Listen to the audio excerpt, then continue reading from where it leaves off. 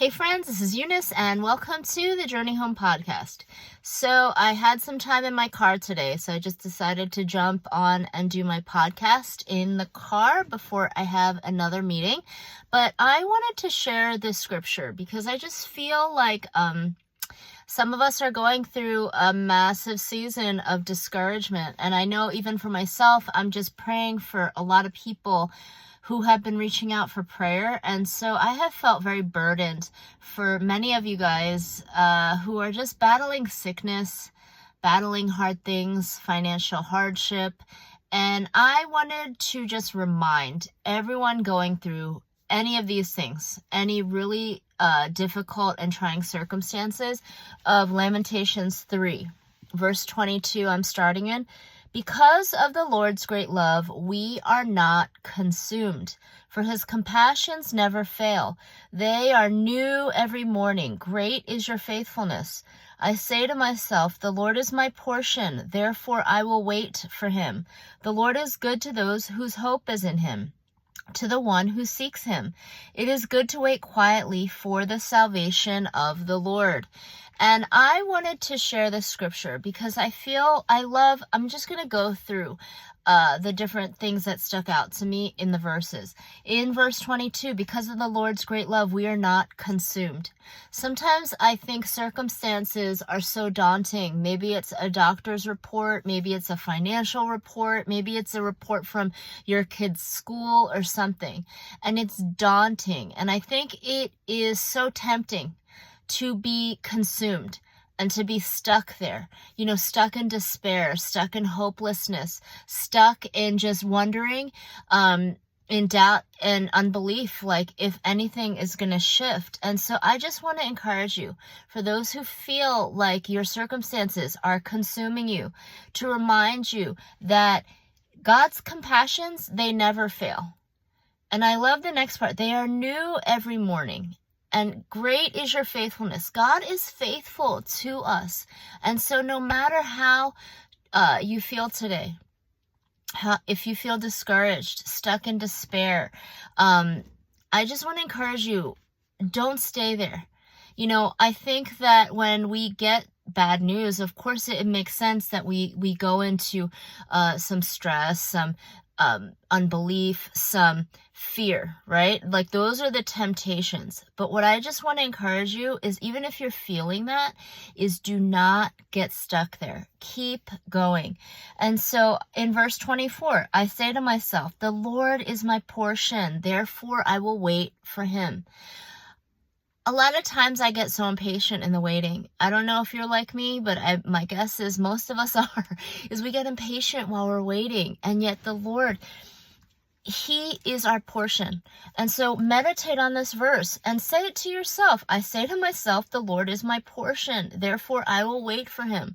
And keep crying out to him throughout your day, Lord, this feels terrible, but I'm going to wait for you, and keep repeating that and strengthening yourself in the Lord.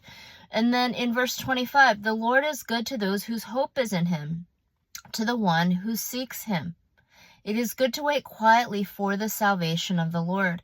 Now, I just want to remind you guys, is the Lord is good. Even if your circumstances do not look good right now, I just want to encourage you, the Lord is good. Repeat that to yourself when the enemy makes you feel like, wondering, is God good? I want to encourage you, repeat this. Stand on the truth of Scripture and repeat to yourself over and over again, and to God, God, you are good. Okay? And say, Lord, my hope is in you. My hope is in you. And it says this, to the one who seeks him. Now, whose hope is in him? To the one who seeks him. Now, I just want to encourage you, is we can seek after many things in life. We can seek after the doctor's report. We can seek after, like let's say you get a daunting thing about school for your kids. It's like you can seek all the tutors you want or whatever, I don't know what your circumstances. Maybe it's financial, and then you start seeking all these financial help things, which I'm not saying are bad, but something that I want to say is, number one, our response needs to be to seek God. In whatever circumstance you're feeling overwhelmed in, is seek God first. And it's really in as we put our hope in Jesus, that he will strengthen us and we will find him there. And so I just want to encourage you, if you are out there and you're listening to me and you're like, yeah, but you don't know my circumstances, Eunice. Yeah, you don't know this or that. And that is true. I don't know. But something that I really felt the Lord saying is to encourage people with this scripture, and also encourage people to not get stuck.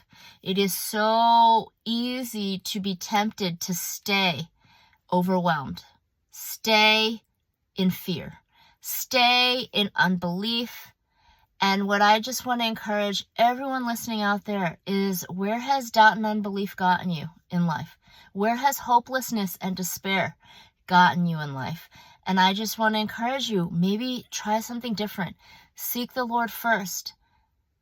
Ask him for hope. Ask him for renewed faith. And in that place of seeking God first, I really do believe he is going to meet you.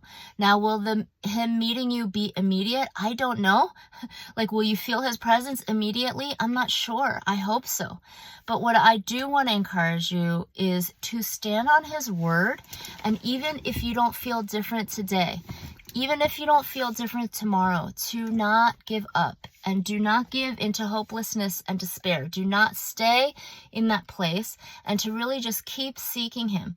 And I really believe that he is going to meet you. He will meet you. That's what his word says. And so I hope that this encourages someone out there. I know even this morning I was praying.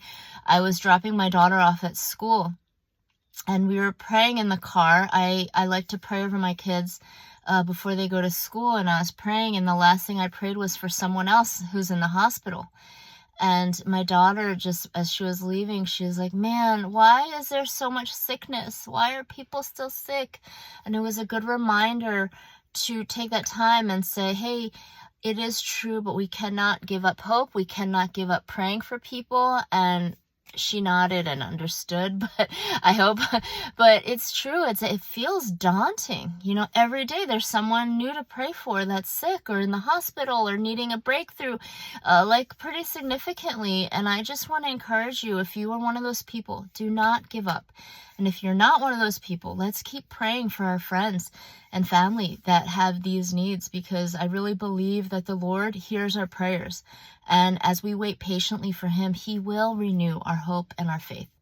Thank you so much for listening. I hope that you have an amazing day. Bye-bye.